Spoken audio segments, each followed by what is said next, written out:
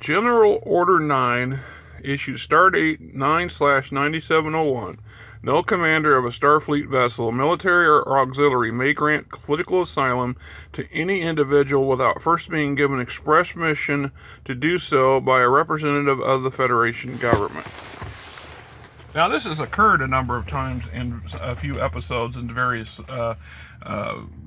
Star Trek series, where somebody has come aboard or been brought aboard a Federation vessel and then asked for some version thereof of political or social asylum to protect themselves from being pursued or chastised or apprehended, or a number of other scenarios. You get to see the individuals, the shows. And I can think of two or three, at least one from each series. This has occurred at least once. And for starters, it's important to note that the Starfleet does not comprehensively represent and speak for the Federation as a whole.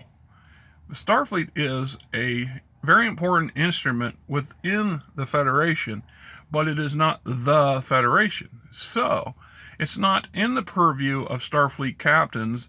There's always been a debate about, that was Starfleet's a military. Well, it is and it's not.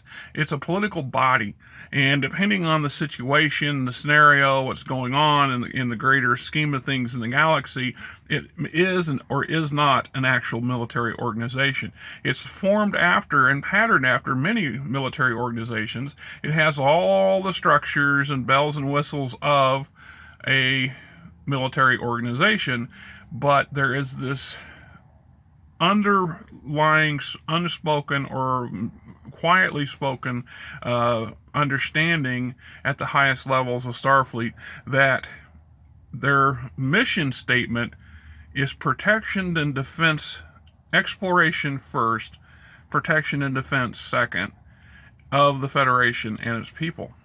Now, there are varying levels of that, and I'm pretty sure there are plenty of people who would debate me on this subject too, about whether or not just which comes first, defense and protection or exploration and diplomacy. That said, the Starfleet itself is a cut above your average military organization. It's not the United States military. It's not the Russian military. It's not the ancient Egyptian version of the military. It is a neo-political body in an era where we don't see a lot of politics in Star Trek. It's there. There's politics within Starfleet and amongst people and the personnel that who are vying for this position or that position. That's typical of most base human nature, anyway, of competition. No, what I'm referring to is we don't see the huge debates, the huge arguments of the Federation Council or the Federation, what passes for Congress for them, and they have their version of it, and all the arguments that go on behind the scenes or in the public eye. That's another thing you don't see on the Star Trek in the movies very often, is their version of multimedia.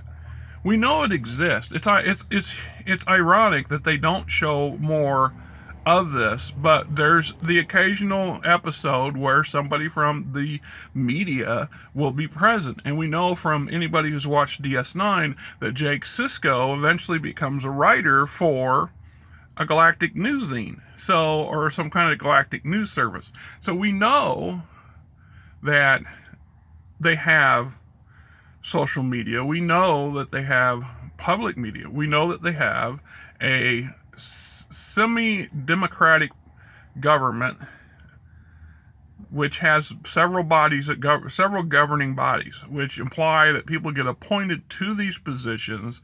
So they either politic and get elected, or they get appointed by groups of individuals from their planets who have made the decision that this person best suits the job, or what have you. So there's politics in the Federation, and probably gobs of it. One of the reasons the Federation government as a whole is so slow to react to certain scenarios and situations could very well be this reason. Between the distances involved of communicating and trying to bring together a standing body of individuals to make collective decisions, and getting those individuals to make the collective decision to the greater good of the whole, this is where Starfleet has a lot of leeway, and Starfleet officers in high command are given a lot of trust by the federal government to act in kind in a timely manner. So Starfleet General Order number 8 would be a great example of this. Why would you have issue an order to your commanding officers, giving them the right to determine whether or not to fire on a foreign vessel, which could be an act of war? Why would you not require them to be in contact with their higher command? So we look at General Order number 9, where it says you're not allowed, just because you are the representative of the Federation and a member of Starfleet, you do not have the political power to grant asylum, because doing so could potentially put the Federation as a whole in a much bigger situation, because we don't know all the details. This puts a lot of Federation officers into a tight spot on occasion, because they want to act they want to do the right thing. There's some episodes in in The Next Generation where Picard seems to come off as a cold-blooded bastard.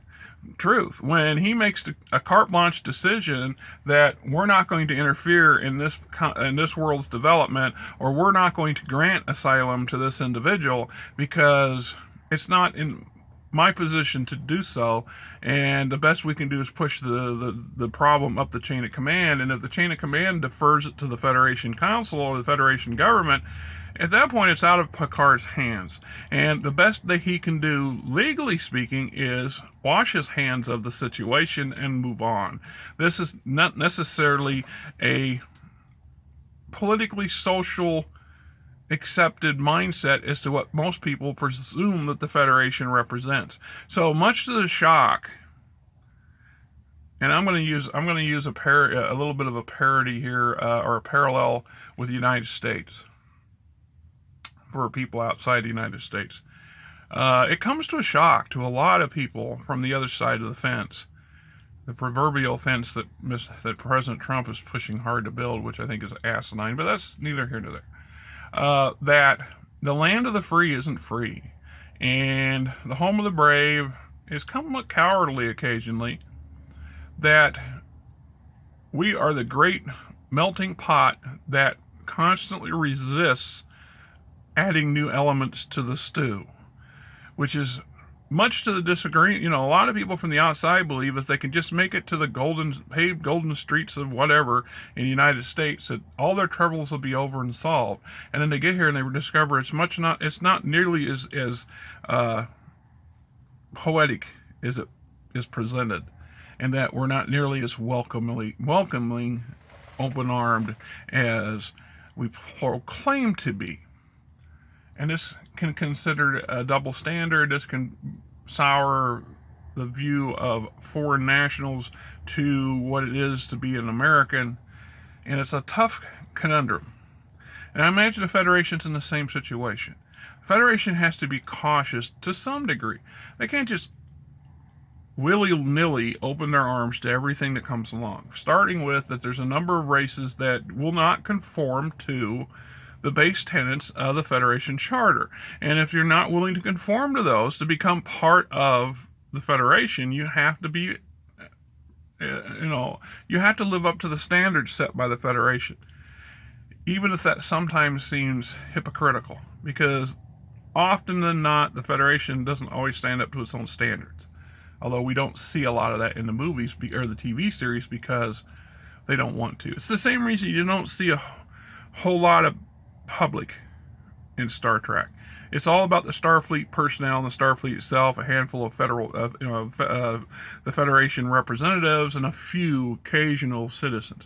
This was one of the things that, first off, when we started when Second Generation came out, with the premise that a big chunk of the population on the ship was families, civilians volunteering to work in positions aboard the ship. And I had kind of had higher expectations to see more of that. We've seen little scatterings of it here and there during the series, but we really didn't see a lot of it. And then when we came to DS9, Deep Space Nine showed even more. Not only do we see Federation citizens in action, but we see non-Federation, sometimes opposing enemy nationalities in action on a neutral base where everybody can get together and mingle and do business and so on and so forth.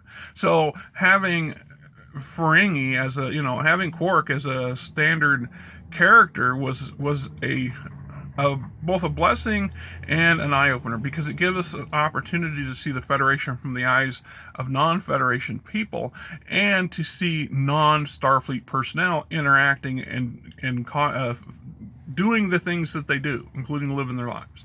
So, there you have it. Why Starfleet officers are not supposed to just grant asylum without permission. Till next time, keep your green cards handy.